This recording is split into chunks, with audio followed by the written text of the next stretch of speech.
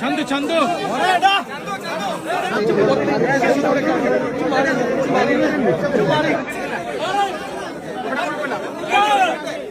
എന്തുണ്ടാക്കാനാടാ ഈ മൊബൈൽ ഫോണും പിടിച്ചിട്ട് ആ മരണ വീട്ടിൽ കയറി പ്രഹസനം കാണിക്കുന്നത്? ആ ചെക്കൻ പറഞ്ഞാൽ എന്ത് തെറ്റാണുള്ളത്? മാറിപ്പോന്ന് പറഞ്ഞാൽ മാറിപ്പോണം. അവരുടെ പ്രൈവസിയിലേക്ക് കയറി ചെല്ലാൻ നിങ്ങൾക്ക് ആരാടാ റൈറ്റ് എന്നുള്ളത്? ഒരു മഹാനായ നടൻ മരിക്കുന്നു, ആ മരണം പോലും വിറ്റ് കാശാക്കാൻ വേണ്ടി ഊളത്തരം കാണിക്കാൻ വേണ്ടിയിട്ട് എന്ത് ഉണ്ടാക്കാനാണ് അവിടെ കയറി ചെന്നുള്ളത്? മുഖ്യമന്ത്രി അടക്കം മാറിപ്പോ എന്നാ പറയുന്നത്. നിങ്ങളൊന്ന് മനസ്സിലാക്കണം. മരണപ്പെട്ടത് അവന്റെ അച്ഛനാ, അവന്റെ അമ്മയെ പ്രൊട്ടക്ട് ചെയ്യാൻ വേണ്ടിയിട്ടാണ് അവൻ എല്ലാവരോടും മാറാൻ പറയുന്നത്. തള്ളി തള്ളി ഇങ്ങ് കേറി വരുന്നേ. എന്ത് വലിയ ഊളത്തരാണത്? നിങ്ങൾ ഈ വീഡിയോ ഒന്ന് കണ്ടു നോക്കേ. ചന്തു ചന്തു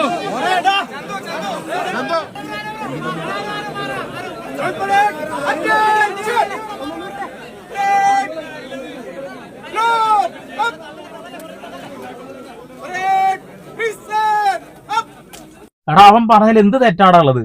ഒരു കാര്യമില്ലാത്ത നിങ്ങൾ ബാക്കിൽ പോയി ഇങ്ങനെ തള്ളി നീക്കേണ്ട എന്ത് കാര്യമാണുള്ളത്? ഒരു മനുഷ്യൻ മരിച്ചു പോയതാണ്. നിങ്ങൾ ആലോചിക്കണം. അവരെ വേണ്ടപ്പെട്ട ആളുകൾക്ക്, കുടുംബക്കാർക്ക്, തൊട്ട അയൽവാസികൾക്ക്, അവർക്കാണ് അവിടെ പ്രാധാന്യം. അല്ലാതെ നിങ്ങൾ ഈ വീഡിയോ എടുക്കാൻ എന്ത് ഉണ്ടൊക്കെയാടാ പോകുന്നത്? ഒരാൾ മരിച്ചാലും ജനിച്ചാലും കല്യാണമാണെങ്കിലും ചരടുകെട്ടാണെങ്കിലും എല്ലായിടത്തും ക്ഷണിക്കാതെ അങ്ങോട്ട് കേറി ചെല്ലണം കുറെ പാപ്പരാസികള്. ഈ വീഡിയോ ആണ് ഏറ്റവും കൂടുതൽ ചർച്ച ചെയ്തത്. ഈ വീഡിയോ ആണ്.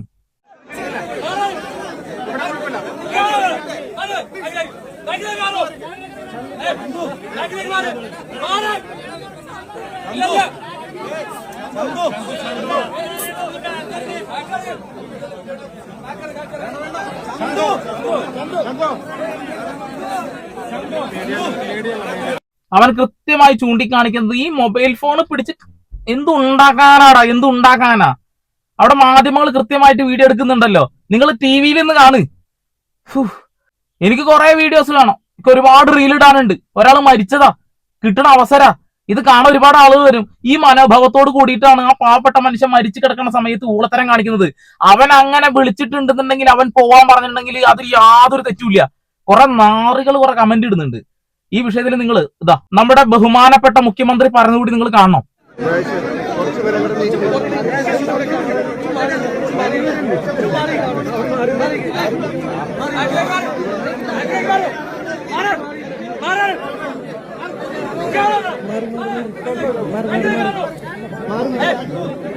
ഒരു പ്രൈവസിയും ഇല്ല, ഒരു പ്രൈവസിയും. മുഖ്യമന്ത്രി അടക്കം അതിൽ ഇടപെടൽ നടത്തി. അദ്ദേഹത്തിന്റെ ഇടപെടലൊക്കെ പ്രശംസ അർഹിക്കുന്ന കാര്യങ്ങളാണെന്നുള്ളതാണ്. എന്തിനാണ് നിങ്ങൾ ഈ വീഡിയോ എടുക്കാൻ ഇത്തരം സ്ഥലങ്ങളിൽ പോകുന്നത്? മരണ വീടാണെന്നുണ്ടെങ്കിൽ, ഏതെങ്കിലും സെലിബ്രിറ്റി മരിച്ചു കഴിഞ്ഞാൽ അങ്ങ് കയറി ചെല്ലും. 1000 വീഡിയോ ഉണ്ടാവും, 1000 വീഡിയോ. ഒരു കാര്യമില്ല, ഇങ്ങനെ ഇടേണ്ട കാര്യം തന്നെ അല്ല. ജനങ്ങൾ ഇത് വാർത്താ ചാനൽ വഴി അറിയുന്നുണ്ട്. ഇപ്പൊ ഞാൻ യാദൃശികമായിട്ടാണ് ഇന്നലെ രാത്രി ആ മരണ വാർത്ത അറിയുന്നത്. ആ കാര്യം ജനങ്ങളെ അറിയിക്കാൻ വേണ്ടിയിട്ട് ഞാൻ ഒരു വീഡിയോ ഇട്ടു, കഴിഞ്ഞു. പിന്നെ മാധ്യമങ്ങളിൽ ഈ കാണിക്കുന്ന വാർത്തകളെ നമ്മൾ കണ്ടുകൊണ്ടിരിക്കുന്നത്. അതിനിടയിൽ ഈ പ്രഹസനം. ഏത് മരണം എടുത്തു നോക്കിയാൽ ഇതാണ് അവസ്ഥ. ഇനി ഞാൻ കുറച്ച് കമന്റ് വായിച്ചു തരാം. ഇവരുടെ പേരും ഫോട്ടോ ഒന്നും ഞാൻ കളയില്ല, നിങ്ങളത് കാണണം. ഡാനി ജോൺസൺ എഴുതിയിരിക്കുകയാണ്, ആക്ടിംഗ് സിംഹം ആണവൻ, സിറ്റുവേഷൻ മുതലെടുത്തു. നിന്റെ തറയോ ചത്ത് കിടക്കുമ്പോ ഇതേപോലെ തന്നെ നീ പറയണം കേട്ടാ. കുറെ എണ്ണം മൊബൈൽ ഫോൺ വീഡിയോ എടുത്ത് ഇങ്ങനെ മുന്നിലോട്ട് വരുമല്ലോ, അപ്പൊ നീ ഇത് തന്നെ പറയണം. അല്ല, നിന്നെ ആരും അറിയില്ല, അതുകൊണ്ട് വരില്ല, എന്നാലും പറയുകയാണ്. അപ്പോഴേ നിനക്ക് അതിന് വിഷമം മനസ്സിലാവുള്ളൂ. പാവം, അവന്റെ അമ്മ നാണം കെട്ടുപോയി. അവന്റെ അമ്മയെ പ്രൊട്ടക്ട് ചെയ്തിരിക്കുകയാണ് അവൻ. അല്ലാതെ എന്ത് നാണം കെടാൻ അവിടെ ഉണ്ടായിട്ടുള്ളത്? മീഡിയകളുടെ പട്ടിഷ അവസാനിപ്പിക്കണം. തീർച്ചയായിട്ടും അത് തന്നെയാണ് ചെയ്യേണ്ടത്. ഈ സമയത്ത് ലഹരി കൊടുത്തവനെയാണ് പൂയേണ്ടത്. സെബാസ്റ്റ്യൻ ചക്കലക്കലെ, നിന്റെ വീട്ടിൽ ആരെങ്കിലൊക്കെ മരിക്കുമ്പോ നീ ലഹരി അടിച്ചിട്ടാണോ ഇങ്ങനെ സംസാരിക്കാറ്? അവന് മറുപടി ആൾക്കാർ കൊടുത്തിട്ടുണ്ട്. കഷ്ടം, താങ്കൾക്ക് അറിയുമോ എന്തിനാണ് അറിയാത്ത കാര്യം പറയുന്നത്? നിങ്ങളുടെ അച്ഛൻ ജീവിച്ചിരിപ്പുണ്ടാവോ? എടാ നാറി, നീ ചാകാതെ കുറെ കാലം ജീവിക്കണം, കഷ്ടം. അവന് നല്ല മറുപടി ആളുകൾ തന്നെ കൊടുക്കുന്നുണ്ട് എന്നുള്ളതാ. അച്ഛന്റെ വില നശിപ്പിക്കും ഇവൻ. ഇത്രക്ക് അഹങ്കാരം വേണോ? ഇത്രക്ക് മര്യാദക്ക് പറയാതില്ലേ എന്നുള്ളതാ. എടാ ആരിഫ് കളറിക്കലെ, മുഖ്യമന്ത്രിയോടും കൂടി നീ ചെന്ന് പറ അങ്ങനെ സംസാരിക്കാൻ. കുറച്ച് മര്യാദക്ക് പറയാം. എടാ, നിന്റെ ആരും എല്ലാം മരിച്ചു കിടക്കുന്നത്, നിനക്കൊരു തേങ്ങ ഉണ്ടാവൂല. വേണ്ടപ്പെട്ടോ മരിക്കുമ്പോഴേ ഈ വിഷമം ഉണ്ടാവുള്ളൂ. വല്ലവരും മരിച്ച നിനക്കെന്താ അല്ലേ? നിന്റെ വീട്ടിൽ അങ്ങനെ സംഭവിക്കാതിരിക്കട്ടെ. അടുത്തതിന് ഷെരീഫ് പെരിങ്ങോടൻ, നല്ല കാര്യം, ക്യാമറയും പൊക്കിപ്പിടിച്ച് നടക്കുന്ന തായോളികൾക്ക് കിട്ടണം. അത് തന്നെയാണ് എനിക്കും പറയാനുള്ളത്. പിന്നല്ല, എവിടെയും ക്യാമറ തിരികെ ചെല്ലും. മാന്യം മര്യാദക്ക് ഇതാ കറക്റ്റ് സപ്പോർട്ട് ചെയ്യുന്ന ആളുകൾ ഉണ്ടിട്ടതിന്റെ ഇടയിൽ. വിരലിൽ എണ്ണാവുന്ന കുറെ നാറികളാണ് ഇതിൽ ഈ വൃത്തിയുടെ കമന്റ് ഇടുന്നത്.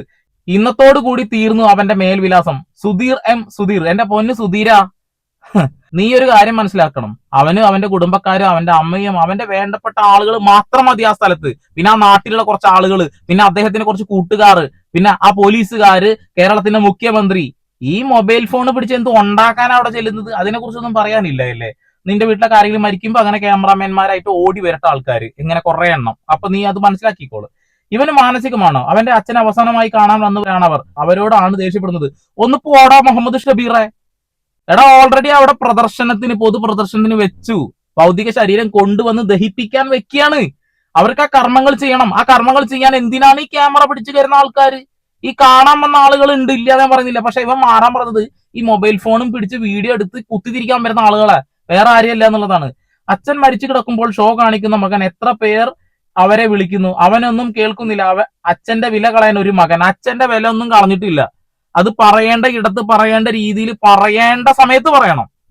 അല്ലാതെ 2 ദിവസം കഴിഞ്ഞിട്ട് വാർത്താ ചാനലിൽ എന്തെങ്കിലും വരുമ്പോഴാണ് പറയേണ്ടത്. ഒരു വ്യക്തി പോലെ അവിടുന്ന് മാറി നിൽക്കാൻ കൂട്ടാക്കിയില്ല എന്നുള്ളത് അതൊന്നും അവൻ കണ്ടില്ല കേട്ടോ. ആ തടിച്ചുകൂടി നിൽക്കുന്നവരെല്ലാം കുടുംബക്കാരല്ല. അതെ, കുടുംബക്കാരല്ല. ഒരു കാര്യമില്ലാതെ ചിറിളിച്ച് വന്ന് നിൽക്കുന്ന കുറെ എണ്ണം ഉണ്ട് എന്നുള്ളതാണ്. എടോ, ആ ഭൗതിക ശരീരം കണ്ടു കഴിഞ്ഞ് നമ്മൾ അവിടുന്ന് മാറിക്കൊടുക്കണം. അതാണ് അതിൻ്റെതായ ശരി. അദ്ദേഹത്തിന് വേണ്ടപ്പെട്ടവര് മതി അവിടെ. കള്ളു കുടിച്ചിട്ടാണോ അച്ഛന്റെ ചിതക്കരികിൽ നിൽക്കുന്നത്? സജിയെ, നമ്മുടെ നാട്ടിലൊരു നാട്ടു നടപ്പുണ്ട്. ആരെങ്കിലും മരിച്ചു കഴിഞ്ഞാൽ ഈ പന്തലും കുന്തലൊക്കെ കുത്താൻ വരുന്ന ആളുകൾക്ക് കുറച്ച് മദ്യം കൊടുക്കണം. കാലങ്ങളായിട്ടുള്ളതാ. അത് ഇസ്ലാം മത വിശ്വാസ പ്രകാരം ഉള്ളതിലില്ല, ക്രൈസ്തവർക്കും ഇല്ല എന്ന് ഞാൻ മനസ്സിലാക്കണം. പക്ഷെ ഹിന്ദുക്കളിൽ കുറെ സ്ഥലത്ത് ഞാൻ കണ്ടുവരുന്ന കാര്യമാണെന്നുള്ളതാണ്. മരിച്ചിട്ടുണ്ടോ അവിടെ മദ്യക്കുപ്പി ഉണ്ട്, പല സിനിമകളിൽ അത് കാണിച്ചിട്ടുണ്ട് എന്നുള്ളതാണ്. ഇവിടെ ആ ചെക്കൻ കള്ളു കുടിച്ചിട്ടുണ്ടോ നിനക്ക് എങ്ങനെ അറിയാം? ഊളത്തരം പറയരുത്. ഇങ്ങനെ കുറെ കൂതറകളുണ്ട്. ഈ ചെറുക്കന് വിവരമില്ലേ? ശ്രീനിവാസന്റെ മക്കളെ കണ്ട് പഠിക്ക്. പോടാ ചെറുക്ക, വിവരദോഷി. അവിടെ നിൽക്കുന്ന ആരും നിന്റെ ആട്ടിപ്പായിര് കേൾക്കാൻ വന്നതല്ല.